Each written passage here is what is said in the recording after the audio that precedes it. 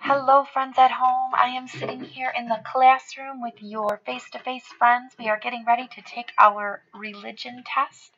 They are being very quiet because in the classroom, when we're taking a test, there's a no talking rule. And if they talk during a test, they lose dojo points, and nobody wants to lose dojo points. So we are on the Chapter 6 religion test. You should find it in your white folder. And we are going to start on side 6A. It says 6A at the bottom, and it is the side that has the box here with words in it. So the first thing I do is always the same. I take out my pencil and write down my name. Please make sure you put your name on this paper. I was grading papers earlier today, and there was a few that got turned in without a name. Friends, when you turn in a paper without a name, I can't give you the points. So I put a 0 in the grade book, and you get no points for that assignment. And then your parents email me and say, why in the world did my child not get these points? And I say, well, if they don't put their name on their paper, I can't give them the credit. So you've got to remember that name. Next quarter, which begins the week after next, so in 2 weeks, if you forget to put your name on your paper, not only can I not give you the credit for it, but I have to start taking away a point on your grade book and on Dojo. Don't lose a point over something as silly as forgetting your name. All right, so on side 6A, it says complete the sentences with the words from the box. If you would put your reading finger in the box, I'm going to read each of those words for you. That way you'll have in your brain an idea of what the words are. So then when I read you the sentences, you will be able to easily choose the word that fills in the blank, okay? So we are on side 6A. Put your finger on the first word in the box. It says sins, Catholic, grace, baptism, children. So these are the words that you will use to fill in these blanks. So I will read the sentence and you will choose the best fit. Here we go. Blank brings us new life in Jesus Christ. Well, that should be lemon squeezy. We've been talking about it all week. Which of these things brings us new life in Jesus? Sins, Catholic, grace, baptism, or children? Choose the word that brings us new life in Jesus and write it on the line. And when you are finished writing it on the line, you can cross it off in the box because you will only use each of these words one time. So you can cross it off when you're done.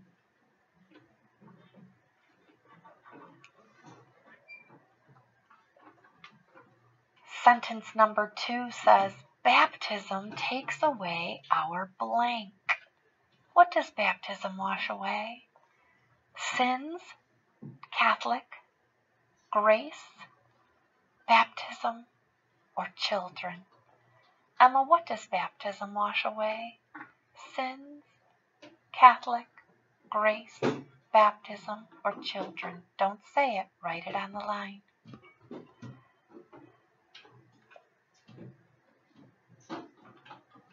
Number 3 says, in baptism, we become blank of God. What do we become of God? Do we become sins of God? Catholic of God? Grace of God? Baptism of God? Or children of God? When we are baptized, we become sins, Catholic, grace, baptism, or children of God. Choose the best fit and write it on the line.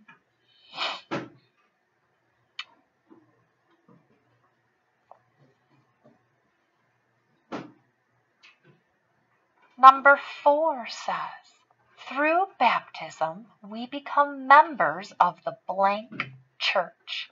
What church did you become a part of when you were baptized? The Sins Church, the Catholic Church, the Grace Church, the Baptism Church, or the Children Church? What church did we become a part of? Sins, Catholic, Grace, Baptism, or Children? Now, if you have been crossing them out as you go, this last one will be a gimme for you, but let's read it to make sure you have the right choice. Number 5 says, the gift of God's life in us is that called sins, Catholic, grace, baptism, or children? God's gift of life in us. Is that sins, Catholic, grace, baptism, or children? And as soon as you're done writing in that last word there, you may turn your paper over. We're going to connect the sentences.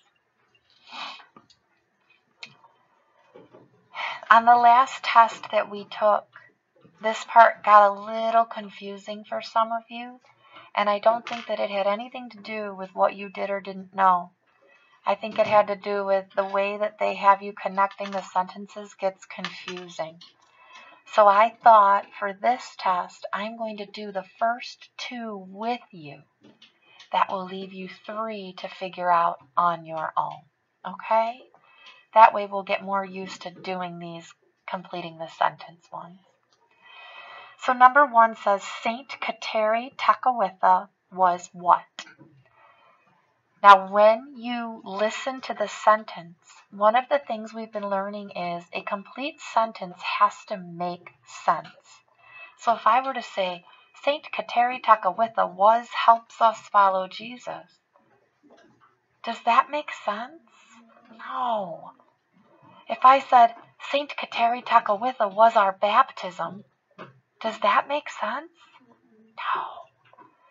If I said Saint Kateri Tekakwitha was people in need, does that make sense? No.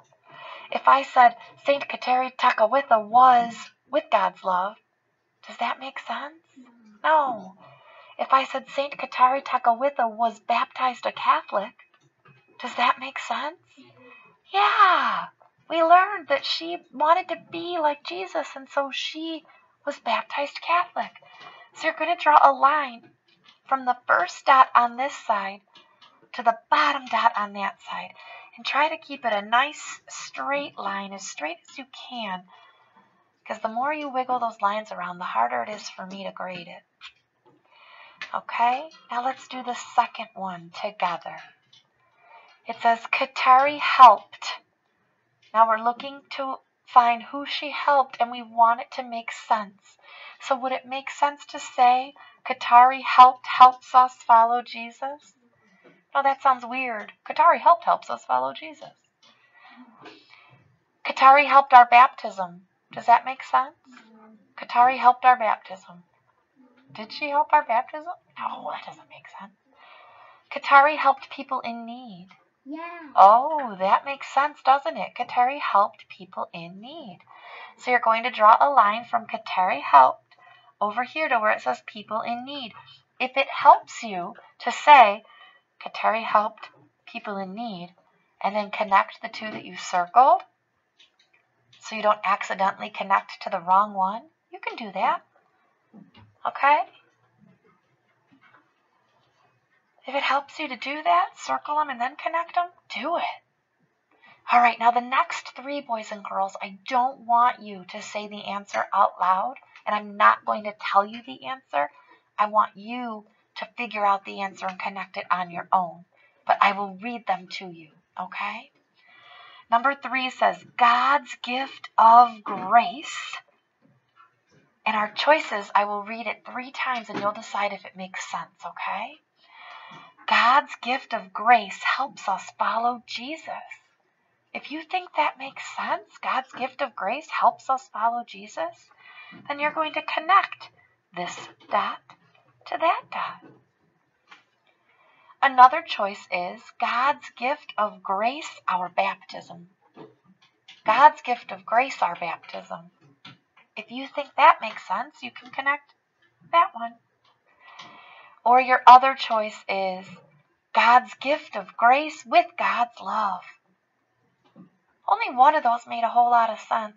So right now, connect the dots for the 2 that make the most sense.